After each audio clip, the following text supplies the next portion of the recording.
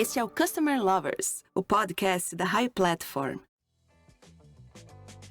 Olá, eu sou o Diego Aquino da High Platform. E eu sou o Leonardo Palota, Head da High Academy, a primeira escola de Customer Experience do Brasil. E está começando mais um episódio do Customer Lovers. Isso mesmo. Hoje o nosso tema principal são as estratégias para inovar na experiência do cliente. Em um momento tão complicado como esse que a gente está vivendo, a inovação pode ser uma das saídas para fidelizar esse cliente e trazer retornos significativos para a empresa. Concorda, Léo? Concordo. Inovar na experiência do cliente é uma excelente maneira de consolidar seus diferenciais competitivos e, consequentemente, uma forma de gerar mais receitas e atingir o sucesso. Bom, hoje temos dois convidados, que é o Léo Ferreira, gerente de inovação e digital, e Pavlos Dias, head de inovação e novos negócios, ambos da Faber-Castell. Sejam bem-vindos, gente. Fala, pessoal, tudo bom? Prazer a gente estar aqui, hein? Obrigado pelo convite. Oi, pessoal. Mesma coisa aqui. Prazer fazer parte do programa de vocês e espero que a gente possa contribuir com algumas coisas legais aí. Pessoal, a gente vai para um tema aqui que é bem específico. Eu queria que vocês falassem um pouco sobre o momento que a gente está vivendo, né? Que é um momento turbulento. E se é possível inovar na experiência do consumidor no meio de um caos que se instalou assim, no Brasil e no mundo. Bom, acho que essa é uma pergunta super legal, né, e que surgiu, né, com ainda mais força nesse momento que a gente está passando. Eu defendo que a inovação ela é factível, independente do momento que a gente está vivendo, independente se a empresa é grande, pequena, se é um empreendedor individual, onde for. Então, assim, historicamente, né, momentos de crise, momentos difíceis, eles são um momento ainda mais fértil para se pensar em inovação, porque inovação se torna necessária, né?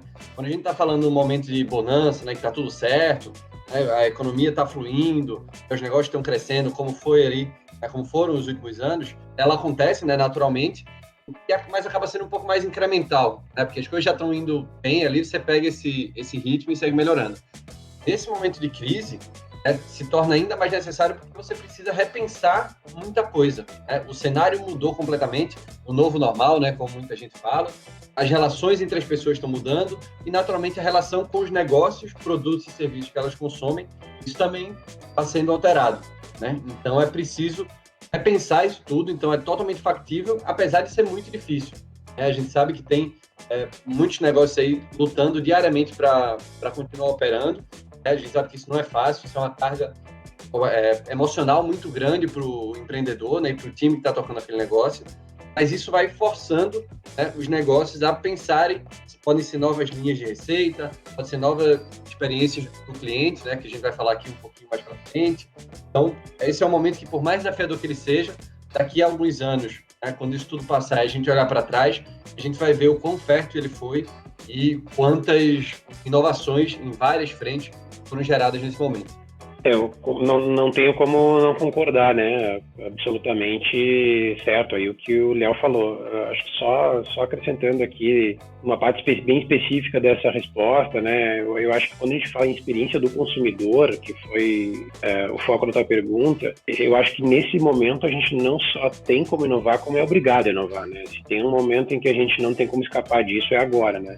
A gente pode citar N exemplos, mas só para citar um exemplo nosso aqui da Faber, a gente tinha um espaço de criatividade e inovação num shopping center que tinha um movimento fantástico, centenas de pessoas passavam por ali, levando seus familiares, levando escolas, levando empresas, e tudo isso do dia para a noite foi encerrado, né? A gente parou totalmente, os shoppings foram fechados, o espaço parou de receber gente e a gente teve que se reinventar, né? Então agora a gente está aqui construindo maneiras de levar essa experiência que a gente tinha no ambiente físico, presencial, do espaço de criatividade e inovação para dentro da casa das pessoas e para dentro das escolas através de outros formatos de atendimento, sejam eles digitais ou itinerantes, né? A gente ia até a casa das pessoas, a gente ia até a escola, ia até as empresas. Então, a gente se obrigou a inovar na experiência do consumidor porque o modelo anterior já não servia mais, né? É claro, eu não sou um cara muito 8 ou 80 nesse negócio todo do momento que a gente está vivendo. Eu acho que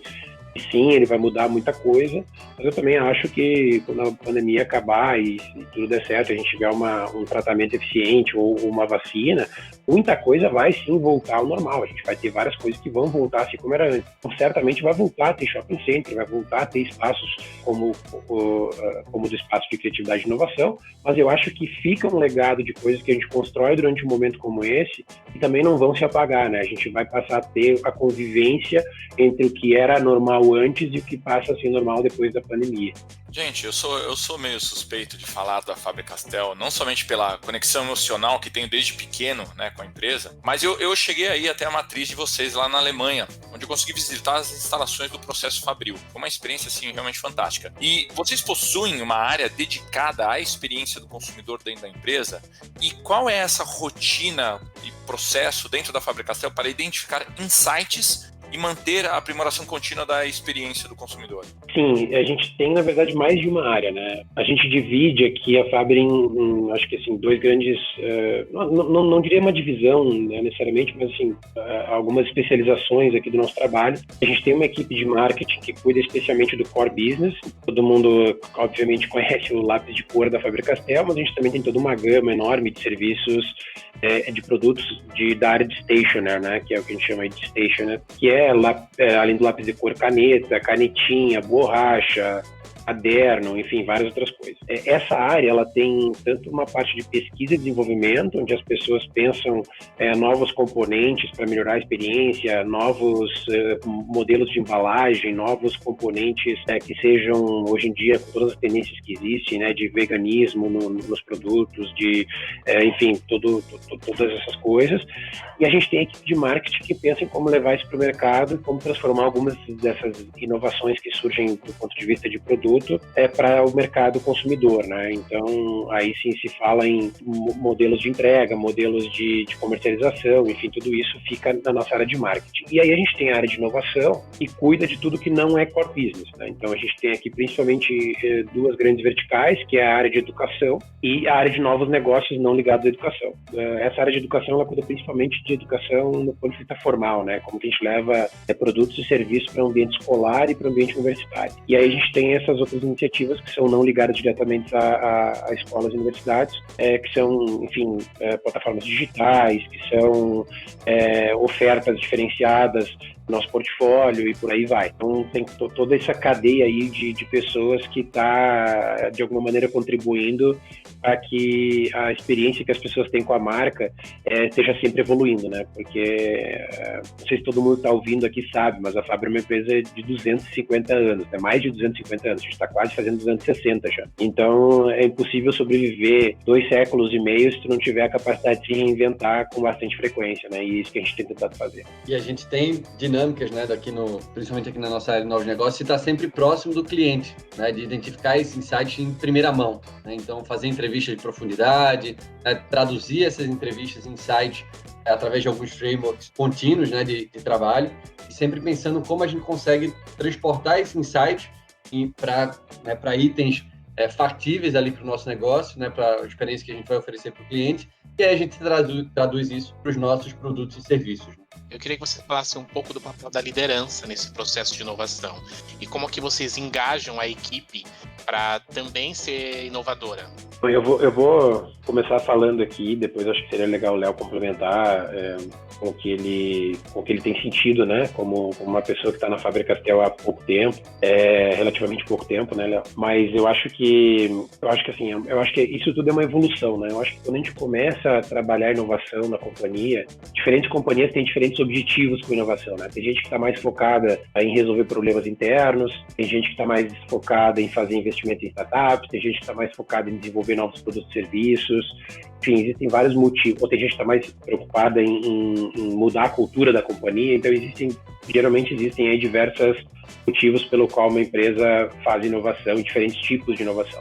Na Faber a gente escolheu focar a nossa energia em novos negócios, né? Então a gente tem uma equipe que desenvolve negócios como eu disse antes, mais distantes do core, e essa equipe ela é bastante achatada, assim, a gente tem um nível hierárquico bastante baixo nessa equipe, muito, muito menor do que no resto da companhia, né, até porque a Faber é uma empresa além de ser uma empresa de 250 anos, é uma empresa fabril, e é uma empresa alemã, né, então ela é historicamente bastante hierarquizada, mas na nossa área de inovação a gente achatou muito isso, embora tenha aí algumas layers de cargos, a equipe trabalha de maneira muito sinérgica, assim, e muito achatada, né? Não existe grandes cadeias de aprovação nem nada disso. E eu acho que a gente chegou num ponto agora, principalmente nos últimos meses, aí eu diria nos últimos 6 meses, a gente fez algumas mudanças importantes, separando ainda mais algumas funções da área de inovação e de marketing, então separando a inovação para um pouco mais longe do que a gente estava do core, e com uma nova liderança, né? A gente tem hoje uma diretora exclusiva para a área de inovação, que era uma coisa que até o ano passado a gente tinha uma diretoria de marketing e inovação. Então eu acho que isso realmente também dá um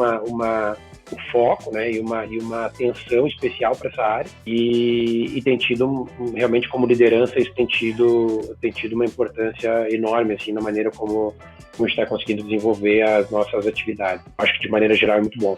Só para finalizar essa coisa da liderança, assim, no nível mais alto da companhia, a gente decidiu trabalhar isso de uma maneira a criar um comitê de inovação. Então esse comitê de inovação tem algumas pessoas da empresa, e esse comitê que também tem toda uma função aí de avaliar as iniciativas de novos negócios, os investimentos em startups que a gente faz também. Então, isso também gerou aí um engajamento bastante alto dessas pessoas que fazem parte do comitê, mas principalmente bastante focado, né? Sabendo qual o papel deles, sabendo por que a gente precisa deles. Então, acho que organizar esse comitê e definir quais os papéis deles que ele tem, nos ajudam a ter esse engajamento da liderança de uma maneira muito precisa. E tanto essa estrutura achatada que o Pavlos comentou, quanto o comitê de inovação, eles são muito importantes pelo exemplo que eles passam para o resto da companhia. Uma coisa é você ter uma área de inovação que está ali, né, isolada, fora do core business, tentando, né, nadar ali para, né, fazer o negócio acontecer. Outra coisa é quando você tem cargos, né, de alta hierarquia, né, presidentes, etc.,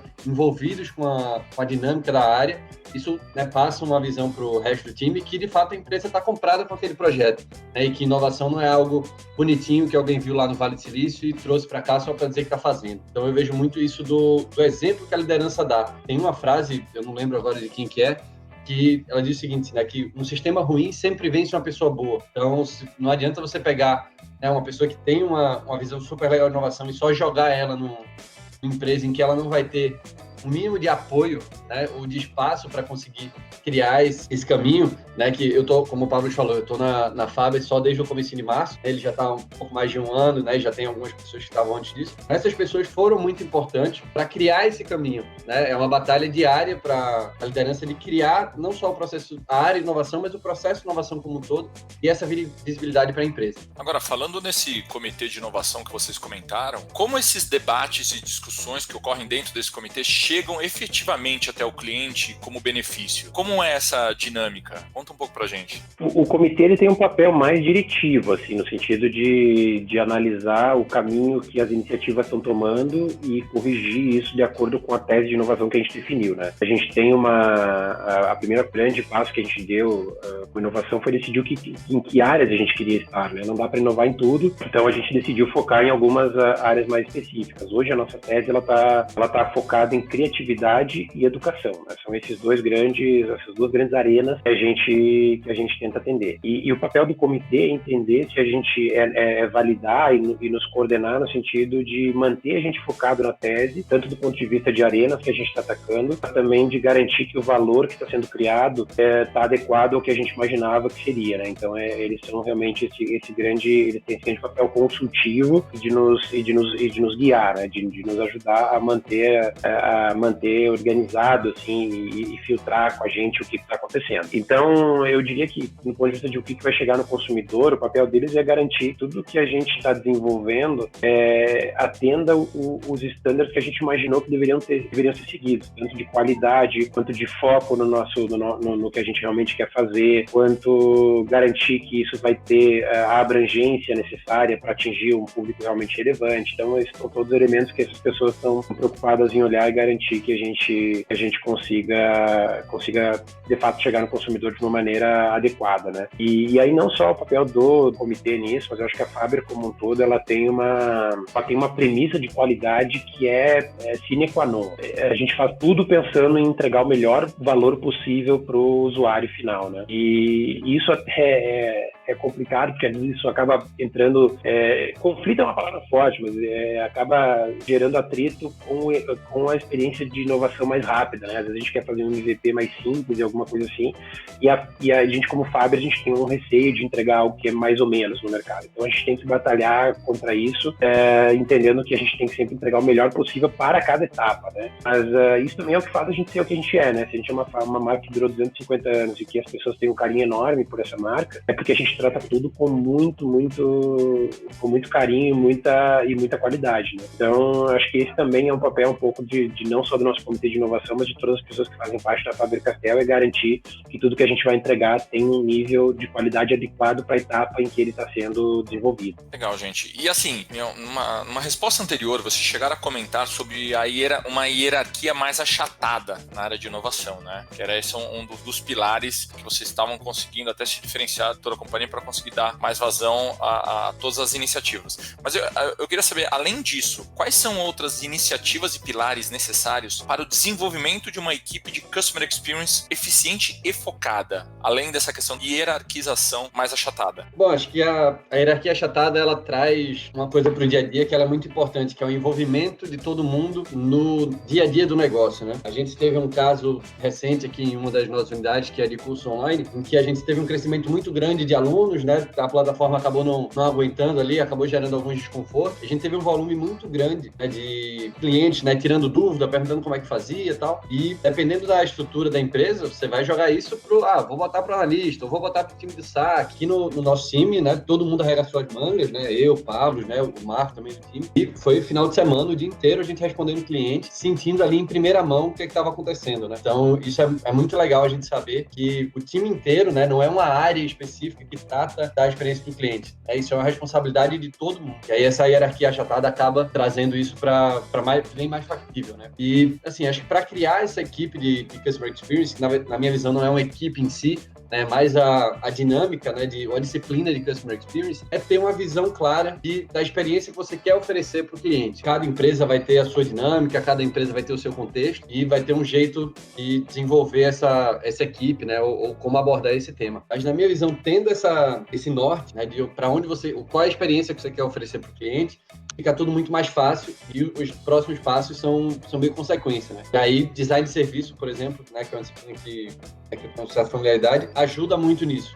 né? Como pensar esse serviço, né, por mais que seja um produto digital, que nas contas ele é um grande serviço, como pensar ele em todos os pontos de contato. E aí fica muito mais fácil você entender a experiência que o cliente, né, teu consumidor, está tendo ao longo dessa jornada de consumo e onde você precisa dar mais foco, né, onde você precisa dar uma ajustada ali para que aquela experiência seja cada vez mais uniforme, né? Eu acho que eu só adicionaria nisso que eu acho que uma rotina que eu entendo que é importante ter para o time ter um foco na experiência do usuário, na experiência do cliente, é entender o que significa isso para cada empresa, né? Às vezes a gente tem a intenção, é boa, mas a gente não sabe por onde começa. E aí todo mundo corre em círculos e não necessariamente em direção a um objetivo único. Acho que uma coisa que a gente tem feito aqui muito bem, e é uma coisa que eu recomendo, é que tenha uma discussão clara na equipe de quais são os objetivos quando se fala em experiência, né? O que a gente quer melhorar de fato, o que a gente entende que são problemas. Aí entra também todos os inputs que a gente recebe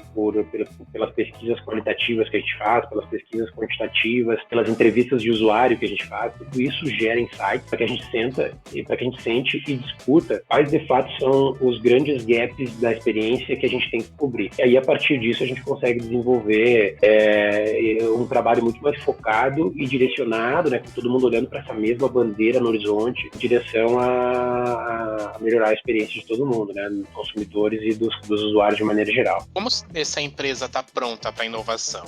E depois de pronta, Como que a gente mede esses resultados? Cara, não sei se tem um marco, né, de você dizer assim, agora estamos prontos para inovação ou ainda não estamos. Na minha visão, inovação é algo que tem que estar ali sempre, como eu comentei no começo, né, independente do tamanho da empresa, independente do momento que ela esteja.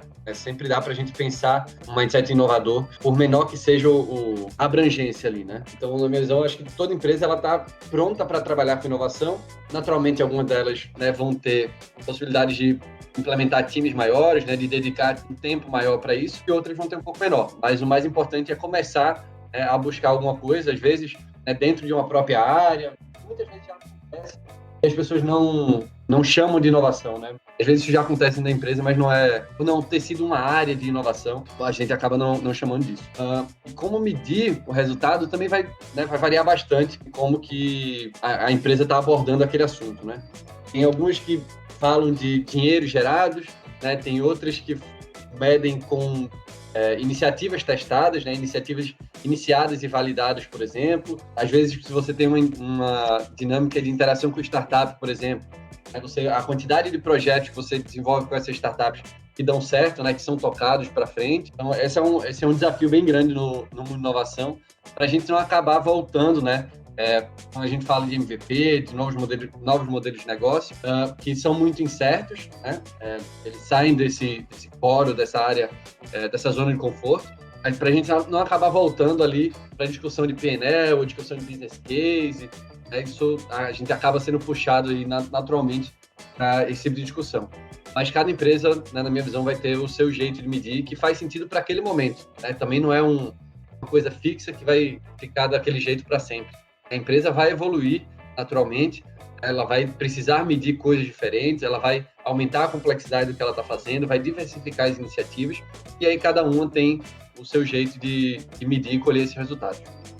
Bom, o Léo é um cara muito mais polido do que eu, do que você nessa resposta, né? Essa primeira parte da tua pergunta, que é sobre como que a empresa saber que ela está pronta para inovação, na verdade essa pergunta eu acho que ela não cabe mais, assim, ela não faz mais sentido, né? A gente olha para a inovação é uma disciplina muito nova, né? Olhando para a história assim da administração, né? Olhando para a história das empresas, inovação talvez seja a disciplina de administração mais recente. Então, eu estudei administração na Universidade Federal de Santa Maria, eu tive cadeiras de marketing, eu tive cadeiras de recursos humanos, eu tive cadeiras de finanças, mas eu não tive cadeiras de inovação. Isso de 2002 a 2005, né? E eu acho surpreendente que a gente faça esse tipo de pergunta, porque eu não vejo ninguém perguntando como saber se uma empresa está pronta para ter um RH.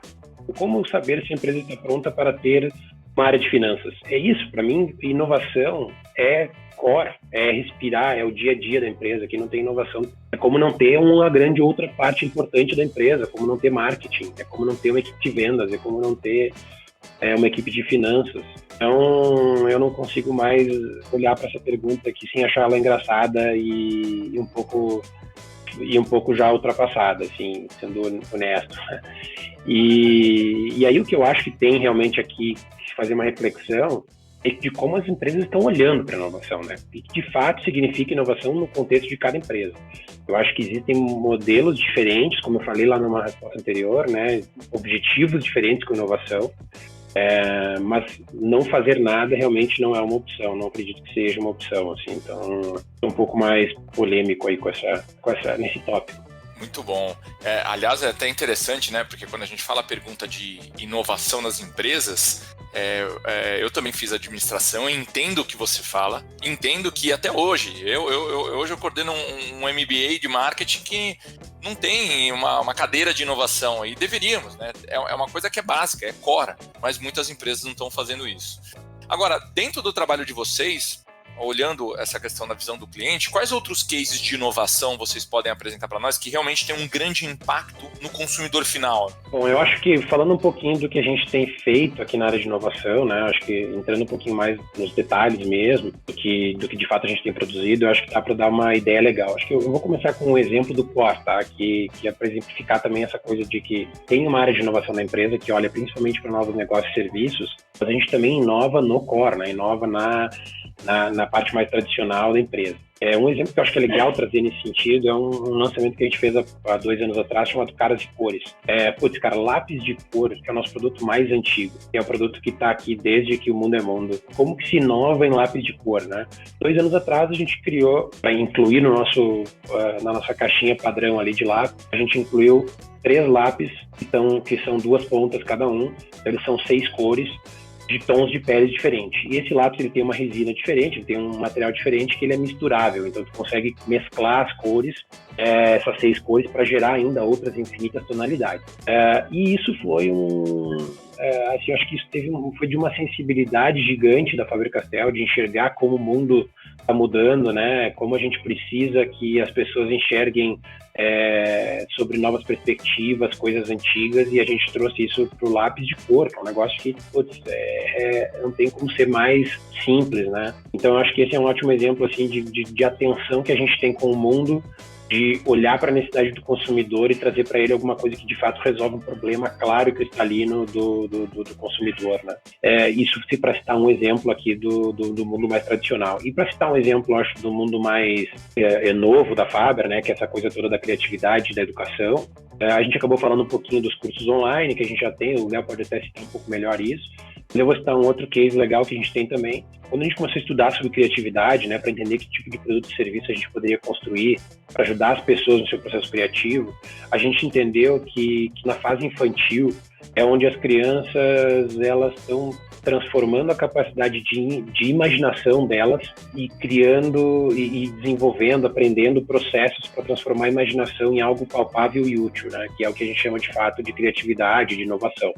É quando tu consegue imaginar uma coisa maravilhosa, mas transformar aquilo ali em algo que tem valor, né? E a gente foi desenvolver um programa chamado Programa de Aprendizagem Criativa, que a gente implanta nas escolas, né? A gente tem curso, né? Os nossos clientes são as escolas, e a escola passa a ter no seu currículo atividades de aprendizagem criativa para ajudar as crianças a desenvolver potencial criativo, né? Ou seja, elas aprenderem como é que elas lidam com o processo divergente da criatividade, como que elas lidam com a parte do processo convergente, como que elas transformam ideias em coisas palpáveis e interessantes e úteis, né?